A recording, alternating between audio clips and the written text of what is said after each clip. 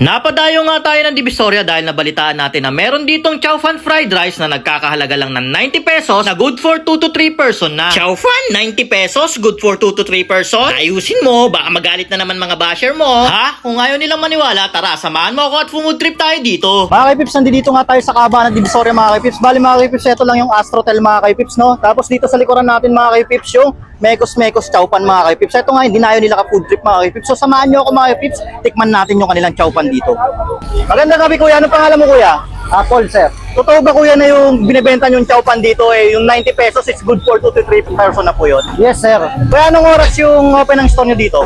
Bali, nagpe-prepare kami ng 5:30 hanggang 12 na po yun. 5:30 hanggang 12 po ng umaga. Kuya, matanong ko na rin, saan located tong store nyo? Dito lang po yan sa may One Luna, tapat lang po ng KP Tower. Good. Kuya, matanong ko na din kuya, no? Bukod sa binibenta nyo mga Chow Pan, ano pa yung mga binibenta nyo dito? Meron din po kaming buttered chicken, buffalo, sweet and sour pork, honey garlic pork, Hungarian, tsaka boneless chicken. Yun, sige kuya.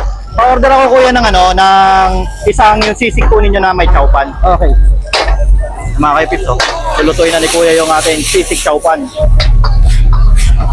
Hindi ka nalugi dito mga kaibigan kasi sa kanilang dito, Chow Pan nila dito, 90 pesos lang, good for 2 to 3 person yan mga kaibigan. Saka makikita mo talaga kung paano niluluto, and may show and ship. Ito yung order natin mga kaibigs. Yan, 90 pesos lang yun, oh. Yan naman. Uy, yan, oh. Ano, gaano ka solid yan.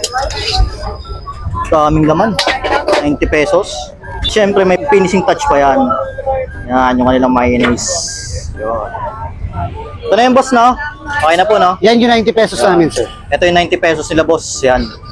Sulit. Good for 2 to 3 person na. Thank you, boss. Tikman ko na po to. Yon mga kaipips, nandito nga tayo ngayon sa may One Luna Recto.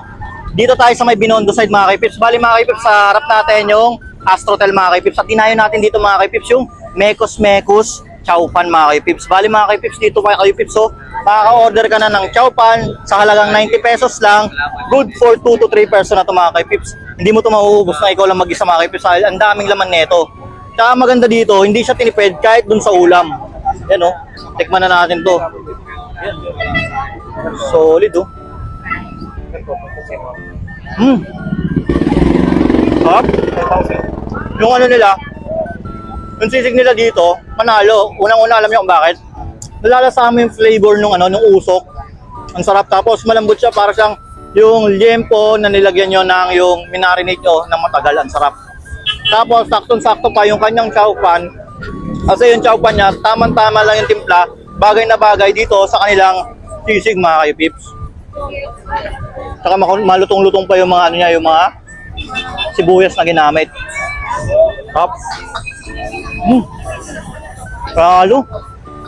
Ganito yung mga magagandang Chow Pan sisig. Saka alam mo yung mga kaipips, sa halagang 90 pesos, hindi ka na makakabili ng ganito kadaming pagkain. Ano? Pero dito, sa Divisoria, makaka-food trip ka yan. Ang top.